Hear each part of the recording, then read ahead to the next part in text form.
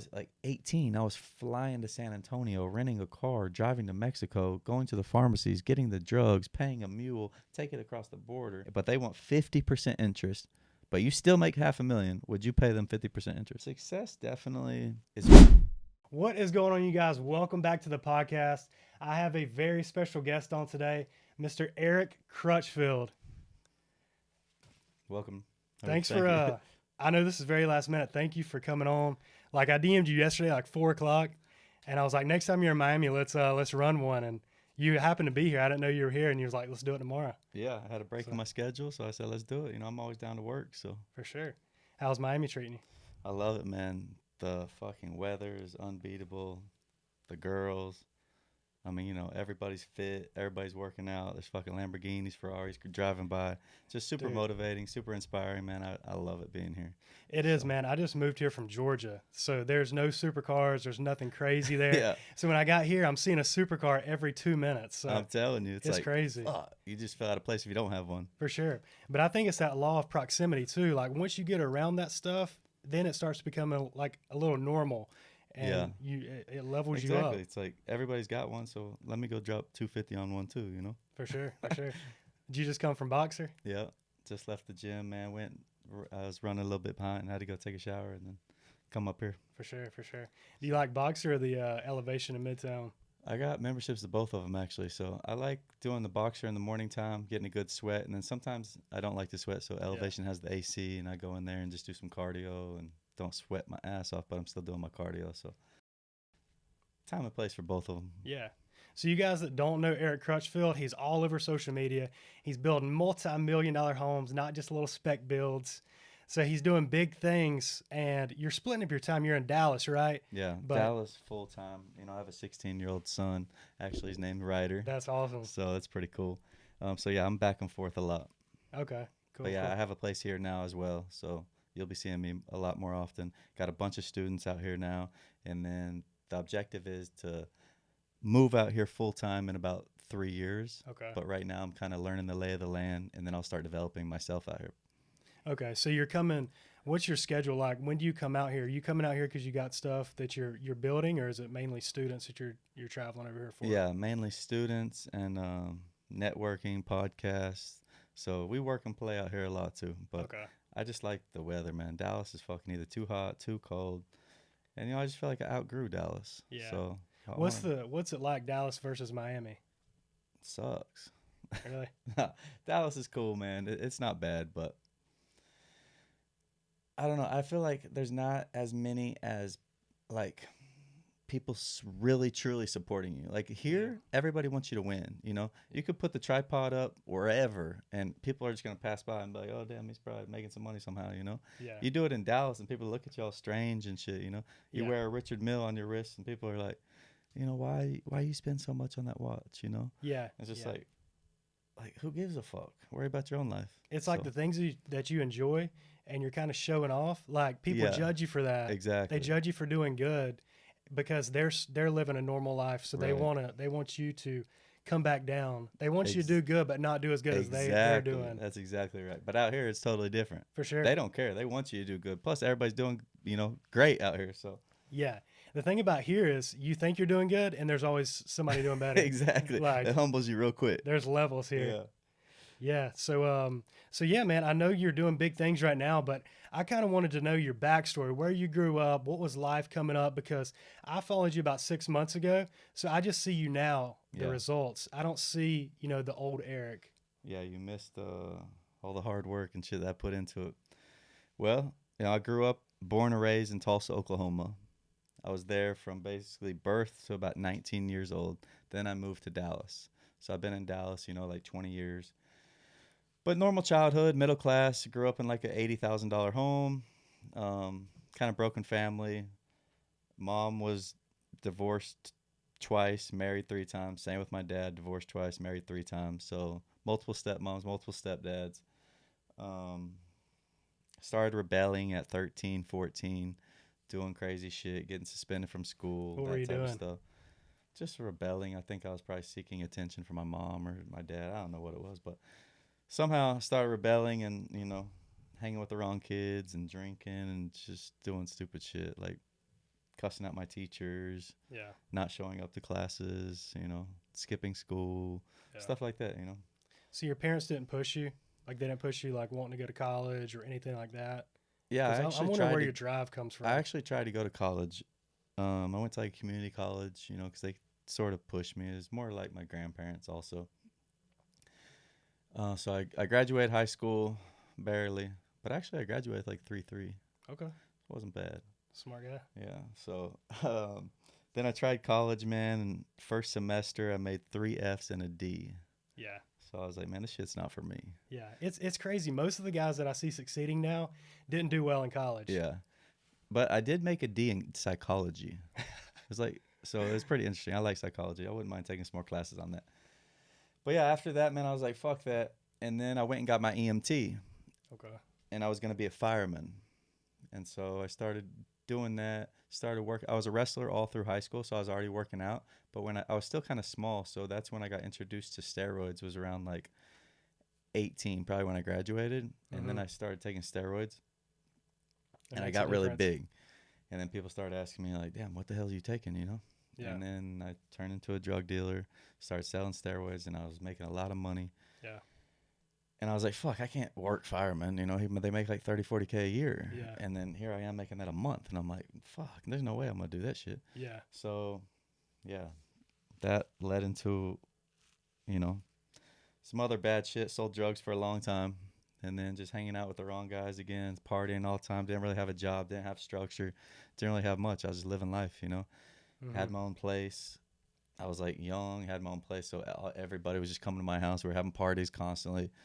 It was just bad environment, Yeah. Lost in life, no purpose, no nothing. Yeah. So did that for a while and ended up catching a manslaughter charge, and I got sentenced to 10 years in prison. Dang. What age was that? I was 27. Okay. So basically I sold drugs from like 18, 19 to 27. So 9 years of my life I wasted. Run. Then I got 10 piece. Yeah. Went down, did 7.5 years on that, paroled out. So basically I wasted about 17 years of my life, 16, 17 years of my life just doing stupid ass shit. So how do you get out in 7? Is it good behavior or how does that work? Yeah, so my charge, it was manslaughter, but it actually wasn't aggravated. They didn't treat it as aggravated. So aggravated, you have to do 50% of your time before you're eligible for parole. I was eligible for parole at 15% of my time. So I came up for parole. I could have gotten out at like a year and a half. Okay. And I came up for parole and they set me off. So they gave me 1 year set off, which means you're not eligible for another year to come back up to the parole board. And I got 6 of those and I made my 7th one. So 6 set off every year I come up. I'm like, oh shit, I might be getting out, writing everybody. Yeah. I'm probably getting out in August, haven't, caught any cases in here, nothing. Yeah. I ain't getting in trouble, nothing like that. So sure enough, set me off. So really, I liked it better than an aggravated charge because fucking looking at 5 years, like you have to do 5 years before you're even eligible is a little bit tougher. It's mandatory. Yeah. Then like I had hope every year, you know what I mean? Oh, I'll go home in like 10 months, you know? Because by the time you get your answer, you got like 10 months left. So yeah, and that was just the cycle for like 6-7 years. What was finally made parole. What was that first day heading into there? Like I'm going to the prison for 10 years. What is that like? Yeah, it's pretty crazy. So I was actually in county jail for a year. Okay. Which is way too long, but they kept pushing my case back and yeah, sitting there for a year until I actually got sentenced to 10 years in prison. So I mean, you're still in there with all the people from prison. And they're like, dude, this shit sucks. County sucks. Everybody will tell you county is like the worst, or like prison is way better. You just want to fuck county. Just go send me to prison already, Which I'm like, I've never been to prison. I'm like, fuck that shit. I want to come to county and then get the fuck out of here. Yeah. I'm still in my city, because Lucera is like right in the middle of Dallas. Okay. And so a visitation, like all my friends, everybody still come and see me. And prison, they ship you where the fuck they ship you, all over the state. Right. So, yeah, it was pretty crazy. But sentenced to 10 years, you usually get picked up in about 30 days and catch chain. They wake you up at like fucking 1 in the morning. Really? Yeah, give you a bag, handcuff you, shackle your hands. Get you on that Bluebird bus, man, and fucking with everybody. It's fucking stuffed full of people. And, yeah, man, you headed to a penitentiary. It's Man. pretty wild, man. I was like, fuck. But here we are, you know. You Yeah, just yeah, stuck. You ain't got no yeah, choice. You just going. So yeah. yeah, it was pretty crazy. I remember thinking, you know, just like fuck. And I was handcuffed to a dude that got 75 years. What? I was like, fuck, you know, that made me feel a little better. I got 10. I was like, well, Yeah, fuck, I'll be out before you. Shit. for sure. You know. So man, I just tried to make the best of it. You know, it was a shitty situation for sure. But I remember getting dropped off at my unit, um, and just walking. They were walking me to my dorm. And bro, these fucking just you could just tell like all the packs of people is just all segregated, right? Like all the Yeah, whites, all the Mexicans, all the blacks. And it was just so crazy. Like, you know, yeah. nobody's really mingling with each other. And then like all the whites are just tatted up, face tattoos. Older OGs got like canes and shit, and like Were looks you like they got tatted up before you shot. went in there? Yeah, Okay. I had like I didn't have my leg tattoos, but I had everything else. Yeah, So I had a lot of tattoos already. yeah, But yeah, the fucking old OGs had like their canes and shit. Look like they've been in there for fucking years and just been beat to hell and like barely yeah, could yeah, walk. yeah. And it's just like fuck. And then it was pretty intimidating, man. Walking in there, just like damn, this is wild. Yeah, And then like you get put in your cell or your bunk and all this shit, your dorm, whatever it is, yeah, and it's just fucking filthy and nasty. It's just like man, you yeah, feel like a fucking animal just thrown in there. yeah. But I bet you had a lot of time to think in there. I mean, Yeah. every day. So, what skills or habits did you learn? Because that was one of your turning points, right? I mean, the things you were I, learning in prison. yeah, I definitely changed my life in prison, but not at first. Okay. So like I said, I had been, you know, selling drugs. I didn't really use drugs like Yeah. steroids I would use, but you know, I was selling like ecstasy. I was selling fucking Molly, Vicodin, Xanax. I mean, I had fucking like tens of thousands of this shit, everything, you know. Mm-hmm. And uh, so I had been doing that for so long, like I was just thinking criminally, like, you know, I didn't really have any skills. Like, what am I going to go do? Right. You know, so that's all I knew. So I was still thinking criminally in there, probably up to like 2.5 years. Mm-hmm. So if I would have gotten out, if I would have made my first parole, I would have probably gotten out and just got right back to what I was doing, you know, making Right. money however I can make money. Yeah. And it probably would have been illegal. So I'm glad that I didn't make my first parole, but I'm pissed off that I made my seventh parole, you know, because if I changed at like 2.5, 3 years. And that was actually when I read a book by Tony Robbins called "They Awaken the Giant." Man, that's changed so many people's lives. Yeah, I didn't even know who the fuck Tony Robbins was. I never Really? read a book in my life, like front to back, never in my life. That's a big book too. Yeah, and so I read that, and it just like opened me up, and like, damn, this is how other people live. You know, this is probably what I need to do. I know my brain's fucked up, you know, and so What'd you take from that book? man, There's so much Yeah, stuff. there's so much stuff. Now I've read so many books, I can't really remember exactly what I took from that one, but I have notes. Like every book that I read in prison, I have, you know, journals of. So I summarized every book, so I have like all these journals, notebooks of just fucking summaries. Yeah. It's pretty cool. I go back and look at it sometimes. When I first got out, I still was reading it every night because in prison I would like study it before I went to bed, like all Yeah. the books. But yeah, that book right there changed my life, and it just awakened me. Really. And I was just like, man, I'm not going back to selling drugs. I'm not coming back to fucking prison. I'm already a 2-time failure. You ain't going back. I'm not going back. I'm going to make it or I'm Yeah. going to live broke, whatever it is, right? And so from that point on, man, I made a decision to just read business books, and I chose real estate as my path. Mm-hmm. So I read real estate books, business books, and self-development books because I Right. felt like there was so much more for me to develop personally. And so, yeah, man, I just fucking consumed everything. If there was another inmate that had a book, I would be like, Mhm. dude, let me borrow it just for like a night. And I would fucking Dude. crush that bitch. Reading's so powerful, Yeah. man. Like 20 years or 30 years of experience, whoever the author is, they jam it in one book, and you get so many skills and learning lessons from that for like $20 or $30. And it's sad, like, society doesn't put such more of importance on reading, you know, because that's where all the Yeah. knowledge is, man. People don't know. That's the secret. For sure. So, So you decided in prison that you were going to do real estate. Like I know myself, I decided on real estate too because I read, it sounds cliche, but I read Rich Dad Poor Dad. my And I was favorite like- author. Yeah. I read every book by Robert Kiyosaki. I was like, I'm doing it. Yep. Let's do it.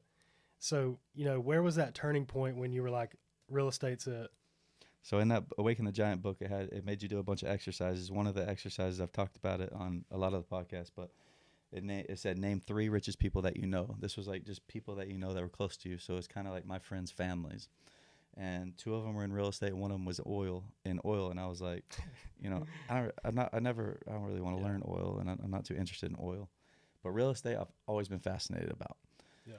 So I just chose real estate, man. And from that point on, I was like, fuck it, we're going to do real estate. There's no turning back. I'm going to make it happen, you know, either through flipping or whatever the fuck it was.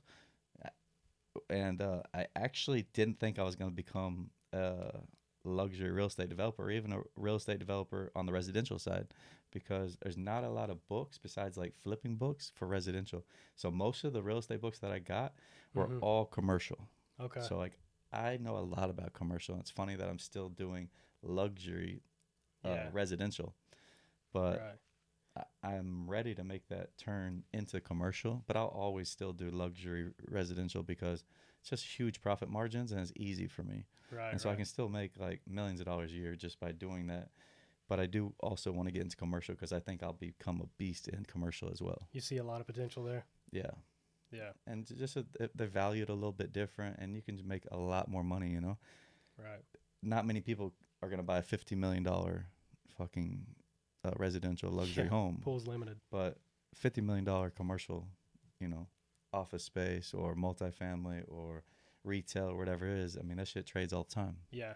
So So when you started reading those real estate books, how long in prison did you have when you were learning those skills before you got out? I changed my life at 2.5 years. So I did about 7.5 years. So I read 5 years straight. So you were ready to roll when you got out. Yeah, I was fucking focused, and I was gone so long. Like nobody knew it besides me. Yeah. Like I was about to fucking go You were ready. crazy when I got out. Yeah. 'Cause I was just like trapped inside this. That fucking sounds very box. similar to. I know your boy's a Wes Watson, but it Yeah. sounds very similar to his story. Yep. Yeah. So what was that? With that first day, they opened the gates. What is that process like? I watched a video where you said they give you $200. Is that Yeah, that they the give thing? you like 150, $200 or something like that, and then they give you a brand new social security card and a new birth certificate. Yeah. So you're basically starting over. I was gone so long that everything dropped off my credit. I didn't have any shoes, clothes, nothing. I was gone so long, like, you know what I mean? People, whoever had Yeah. it, like, You that- forget that the normal moved stuff. 4 times, and they're probably like, fuck, he's never getting out, you know? Everybody forgot about me. Society forgot about me. You know, it was just, you're gone too long. Yeah. So when I stepped foot back out of prison, you know, I'm just like, I don't know nobody. It's like I was Yeah. reborn. You got to learn how to do things Yeah, again. it's like even the people that you did know, they're married, dead, moved, you know, whatever it is. It's like very few are still in the same spot for over 7 years. Yeah. So I had to meet new people, like, yeah, which is good because I did not, in those books, it says, you know, your circle is so important, right? So Yeah. I knew not to go back to those circles. Yeah. Like, so I wasn't even worried about it. I was so focused on, like, if you're not fucking an entrepreneur, if you're not trying to do something successful in your life, You're out. yeah, I don't even want nothing to do with you, bro. Like, Yeah. I don't even talk to any of my past friends, right? Because I know that the circle is super important. Yeah, dude. One of my buddies recommended me to read a book called Tribe of Millionaires. It's basically where this kid goes on a trip with some of his dad's friends, and they're all millionaires, and they teach him that the 5 people that you be around are the average. You're the average of those, like Exactly. financially, your character, everything. Yeah, that's exactly true. It's Yeah. you are. If there's 4 fat people, you're gonna be the 5th fat one. Yeah, 4 broke ones, you're gonna be the 5th broke one. that's it. 4 Lamborghini owners, you're gonna probably get a Lamborghini. Yeah, That's just how it goes, you know. It's Yeah. funny because, you know, I was making a lot of money, and then my friend went and bought a Lamborghini, and we were in Dallas and shit. It's like Yeah. one of my best friends, and I'm like, man, I make more money than him. I'm like, what? He's about, you know, he's about to get a Lamborghini, and then I was thinking, like, I know it's not gonna be fun for him to drive around by himself in the Lamborghini, and none of his friends have one. Right. So the next week I went and bought a McLaren just so we could like mob out together.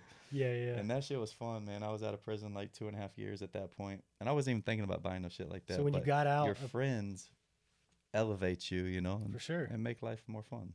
So when you got out, you were in prison in Dallas. So you stayed in Dallas. Is that how you? Yeah, I ended was in up there? prison in Texas. So I was in Dallas. I was at a bunch of units in the state of Texas.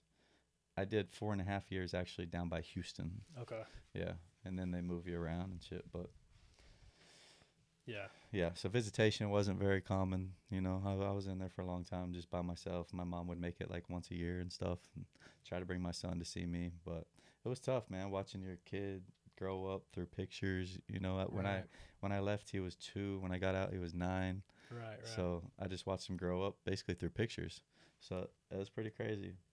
Yeah. But we have a super strong relationship right now. You know, I have 50-50 custody, and That's awesome. yeah, he loves me, and he just turned 16, so now he's wanting a car, but he hasn't had his license yet. So Are he you gets his gonna license in like Are 2 you gonna months. push him to be a developer? Yeah, he's not really quite into it yet. He's really into soccer right now, but he knows what I do. Yeah. I'm sure he's gonna get into it, Yeah. but I'm not really pushing him. I'll let him take his own path.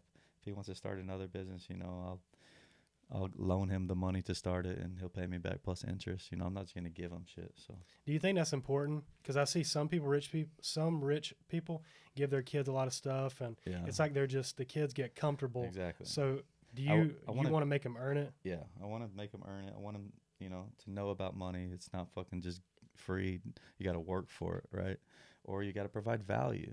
That's where money comes from providing Yeah. value. So create something that's going to provide value to people, and People then the you can instant create your own gratification. money. So yeah, I don't want to run them, man. Yeah, I want them to have that same work ethic that I have. for sure. Where do you think that work ethic came from? Oh man, I don't know, man. I've always been a hard worker, you know. Yeah. I've always done right, and then I do think that like the 7.5 years I was gone, I had so much urgency when I got out. I feel like I had to catch up to people, you know. Right. So, and then it just became a habit. Right. Like I just kept working hard, working hard. I gotta catch it, gotta catch. And now I blew past everybody, Yeah. and now I just still have that same work ethic, In a right? short amount of time. Yeah, And I think urgency is a big thing. A lot of people, I hear some influencers say, you have time, you have plenty of time. But at the same time, man, time is our most precious asset. right. And I'm taking into account that more as like, I'm 27, I'm still young, but, I'm trying to work with urgency because time is so precious. Days are going by fast. So They you are, really got to man. make it. Time's flying by. Like I said, I got out when he was like 9 and a half, and now he just turned 16. So I'm like, Wow. fuck. But I've only been out like 6 years, so Yeah. yeah, I don't know. But yeah, man, it's pretty cool. So you're a realtor out here. Yeah, for sure. Maybe we can do some work together. Let's do it, man. You know, so yeah, that's what, like I said, that's why I moved out here. Got a bunch of students I'm helping.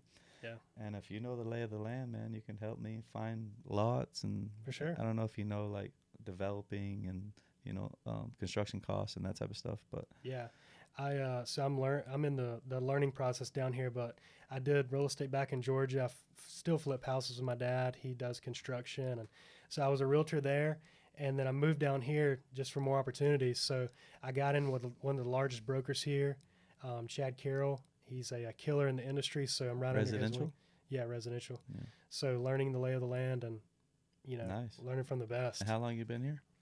5 months. Oh, okay. So, Yeah. you're still fresh. Yep. Well, I'll let you learn a little bit more before. For sure. So everybody sees you developing these crazy homes, but when you got out, how did you get into it? What was your first move? So I got out, yeah. Went and stayed with my mom, and then I was on parole, so I had to have a job. So I got a logistics job from a friend. I was waking up at like 5, being at the office at 5:30, work Yeah. till 5. You know, it was a long ass. I was on the phone all day, answering the phone, dealing with fucking truckers and loads and shipments and all that stuff. So, and in the meantime, I was still wanting to get into real estate because my mind was focused on real estate, but I just had to get some money coming in. So Yeah. that's what I did. And then on my off time, I was, looking for lots, looking for flips, looking for anything I could get my hands on, just kind of understanding the Dallas market. Mm-hmm. And so if a friend brought me a flip, he was like, hey, man, I flipped 2 homes on this street. He was like, there's one right here. He was like, if you want it, I already have a bunch of stuff. Take it, Mm-hmm. And he charged me $8,000. I was like, fuck, why? What the fuck's 8,000? I didn't know, like, there's like a wholesale fee, finder's fee and stuff. So Yeah. I was like, all right, whatever. I paid it because I just wanted to learn, right? So that's what I did, man. Ended up flipping that first home. I probably got it, maybe 2 or 3 months out of prison. I got that one, and then I flipped it, sold it, made like $50-something thousand on that. Yeah, so I went from Yeah. like $200 to 150,000, Yeah. I mean, that's some people's salary in Yeah. one quick deal. and that was right then and there, man. I was like, all right, Proof of concept is proven. Yeah. Now what do we do? You know, Yeah. in my brain, I'm like, double down. This is the most legal money I've ever made in my life. So what am I gonna do? I'm gonna repeat it. Yeah. So I'm like, all right, well, I need another flip. So I kept looking for another flip. Found one. I bought it. Yeah. And then it was like, come to find out, I couldn't flip it. It was actually a wrong purchase. Really? Because the whole street was building these badass townhomes, and you couldn't make this little dope house nice compared to these brand new construction. So I either had to sell it to a builder, or I had to build it myself, Okay. or I hire a builder to do it, and which I tried to do. I tried to hire a builder to do it, but everybody was like trying to charge me 200 square foot, and the numbers just weren't penciling out. I was like, bro, I'm gonna make like not very much money if I hire you and then I try to sell it, and plus that's not what I wanted. I wanted to learn. So, and some of these builders were just, yeah, we build, we're not teaching. We just, you can show up and stuff, but, I got shit to do. So I found one builder that was kind of interested in it, but that same guy that brought me that flip, I asked him because he had flipped a bunch of homes and he was one of my really good friends. So I was like, man, you think we can flip this? I mean, you think we can build new construction? He's like, I've never built it before. I was like, man, we got it.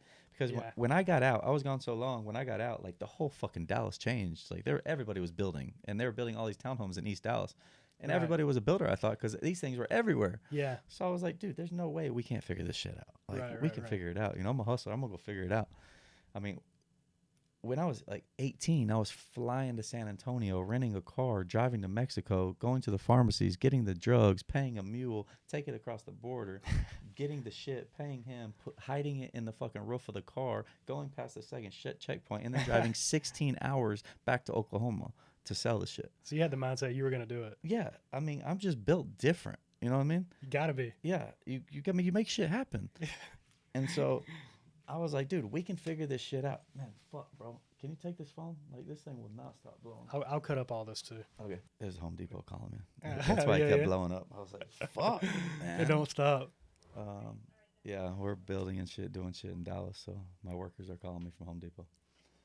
But anyway. What were we talking about? Oh, your first, the build. You bought you had the house on the street. Yeah, so like I said, I was doing all that shit when I was young, so I've always like been a hustler and gonna figure it out. So then I was like, man, let's figure this building shit out, I told him, look, I own the land. If you fucking help me build this shit, I want to learn everything. I'll split it with you 50-50. Yeah. And he was like, he actually didn't want to do it. He was scared, It's a lot of money. And you were fearless? I was fearless. I had nothing to lose. Exactly. I'm fucking sleeping on my mom's fucking guest bedroom. Like, I don't own shit. I got like Ross clothes. I'm like, I don't own anything. Yeah. So I don't even think I had a car. Like the guy I was working for fucking let me get his Jeep and I like worked it off, Took it out of my paycheck. So yeah, I was like, I'll lose the money. I don't give a fuck. I'm going to figure it out. I know I'll figure it out. Yeah. So that's what I did, man. He jumped on board like 2 weeks later, brought a hard money lender. I didn't even really know what that was. And yeah, we got a construction loan, and even then, we got the construction loan. I'm about to sign with the hard money lender. They find out I got out of prison. They fucking said, dude, we can't loan to you. Even a hard money? Yeah. And well, yeah, they can. So I don't know why they didn't, but because I thought they pretty much loan to anybody. Yeah, they do. For some reason, he said no. So, and we're supposed to close like the next day, and he says no. So then we had to fucking scramble to find a new lender.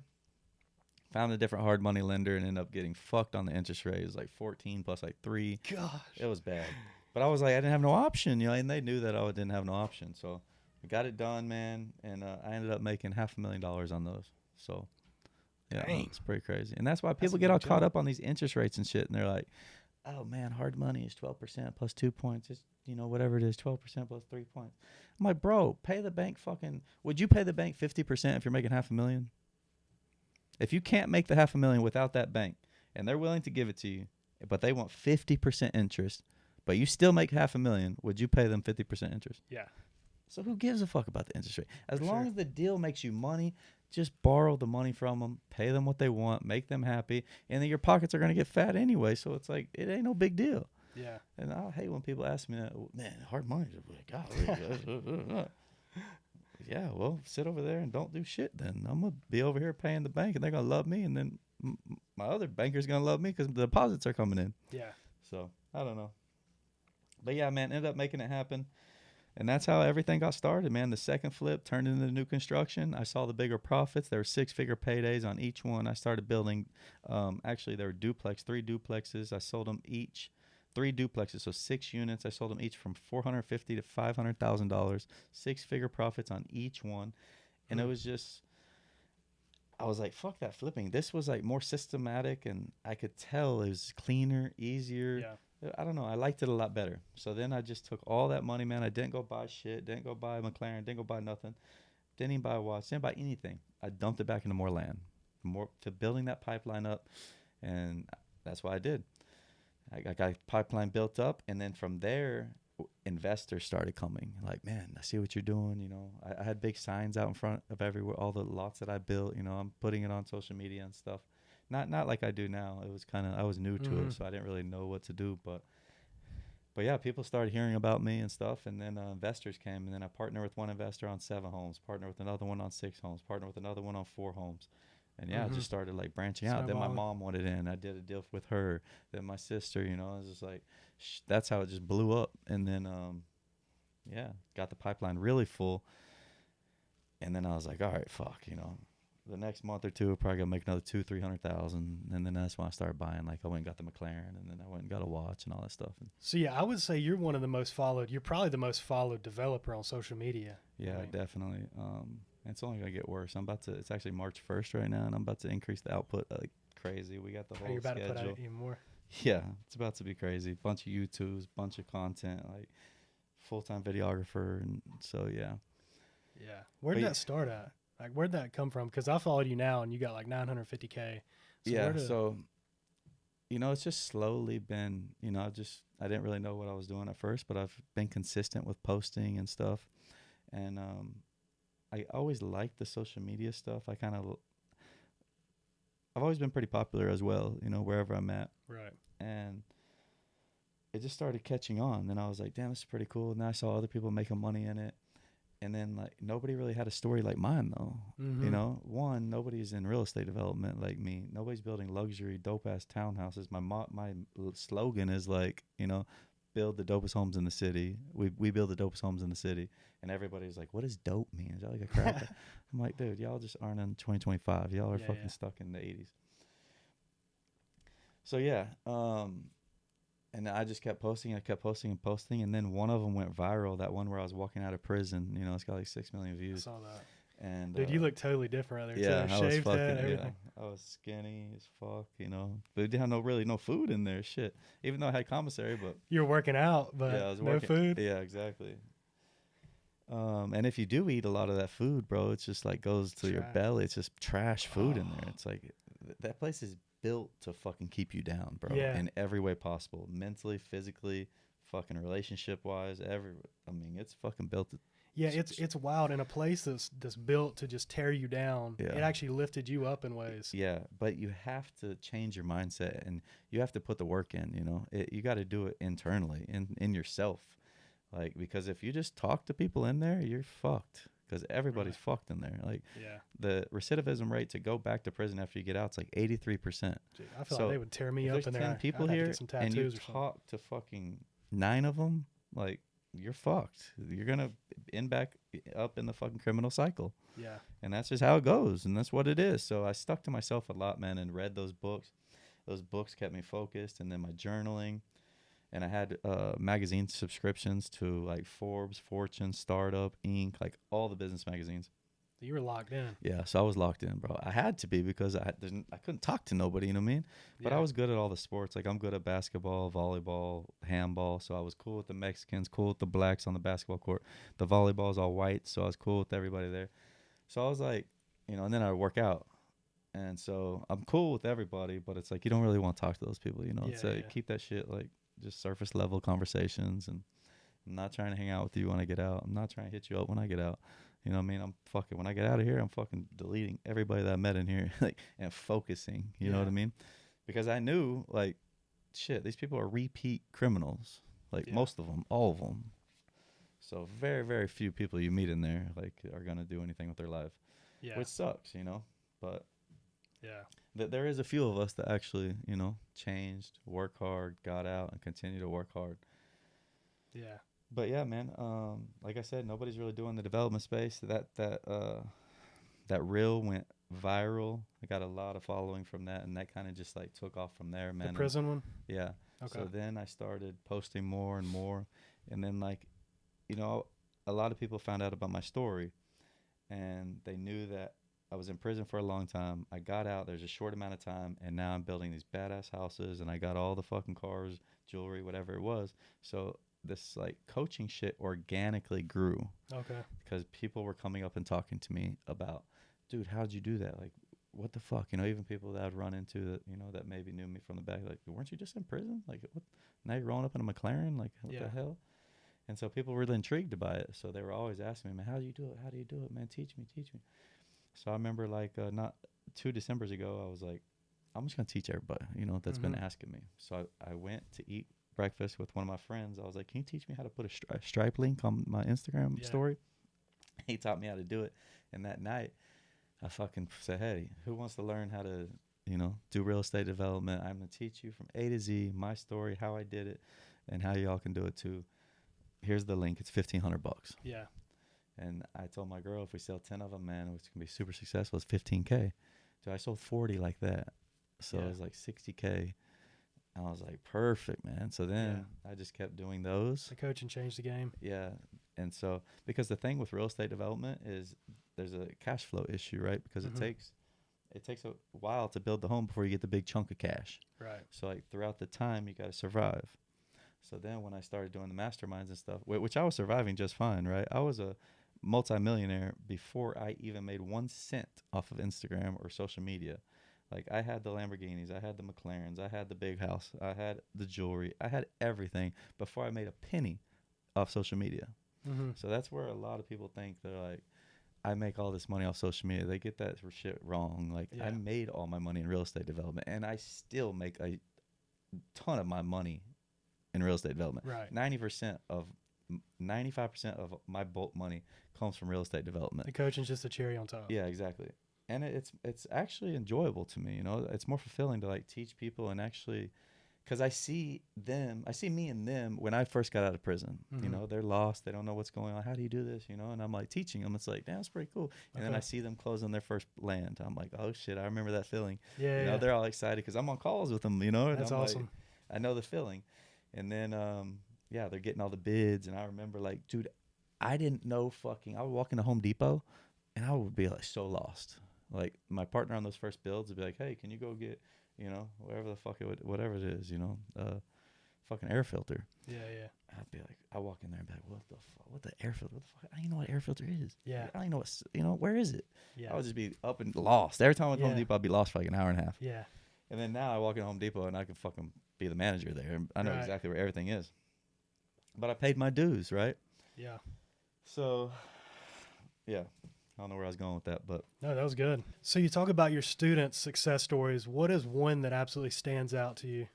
man, there's so many of my student success stories. Like I said, I see in them like me when I first got out of prison. So it's so cool to watch them.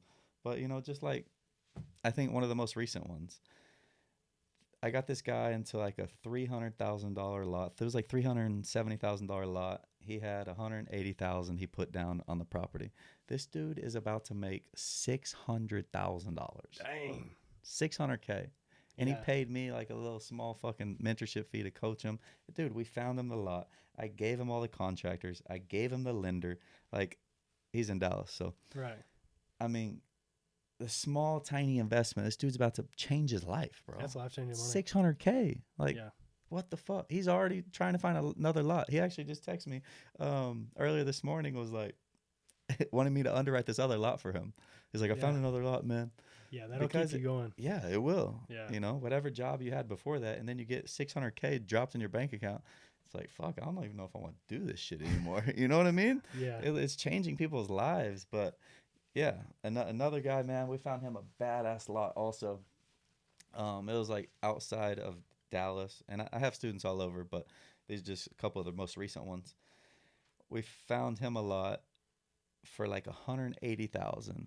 I think his down payment was like 80 something thousand, and the land directly next door to him is on the market for 139. Mm-hmm. So this dude is about to turn the 80 something thousand dollars into like 400 something thousand. Yeah. I mean, it's crazy, man. Yeah. It's just life-changing money, man. I love to create these millionaires and, give back to these people because it brings joy to me, man. I get excited for them. Sometimes Yeah, I'm you more get excited. I'll be fulfillment on the from call that. with them. I'm like, man, I think I'm more pumped than you are. You know what I mean? Like, dude, because I Yeah, know that's what's awesome. coming, right? They still a little skeptical, but because I was in their shoes, like, you don't see the profits in your bank account yet. But I know what's coming because I was already there and I already got the big deposits like so many times. So I'm like, you don't even know what the fuck's about to hit your ass. Yeah, So yeah. it's cool to see that shit. I got time for one more question. What does success look like to you, and what legacy do you want to leave behind? Yeah. So success definitely is freedom to me, man. Options. Yeah. Like you were saying earlier, time is our most valuable asset. And it's true. I'm only getting older. I lost a lot of my time, not just with the penitentiary, but also wasting my life earlier. Like I was saying, Right. 17 years was gone, just waste of bullshit, right? So if anybody is out there that's lost, man, get straight now, focus, and do something that you love. Even if you think it's hard, if you do development, it's really not that hard, man. You can make a lot of money. And yeah, I think success is having your freedom to do whatever you want without having to clock in at 8 a.m. and just traveling the world and not having to worry about, like, A boss. yeah, you can Yeah. build systems, build your business, whatever it is. I sell real estate, so I make a lot of money, so I can travel. Plus, I get free points, and I don't really pay for any vacations anyway. So yeah, that's what success looks like to me, man. It is complete freedom to do whatever the fuck you want to do on any given day, That's good stuff. and that's basically what I do. Yeah. Yeah. Where can the people find you, man? And as far as coaching, where can they go if they do want to get into development? Yeah, so Instagram is Eric Epic 23, and also YouTube is Eric Epic 23. Pretty easy. If you are looking to become a real estate developer like myself, I teach it, I coach it, I'll mentor you, I'll get you in, I help you find the land, I introduce you to the lenders, the architects, the contractors. We're gonna help you find all the contractors. Pretty easy process, man. We got a lot of students. We're helping a lot of people make a big amounts of money. So if you are on Instagram, it's Eric Epic 23. DM me the word builder and I'll get you started. If you're on YouTube, it's Eric Epic 23, and you can click the link to schedule a call to get started. So Awesome. Let's go, man. I appreciate you coming on. yeah, man, definitely. I appreciate you having me. For sure, brother.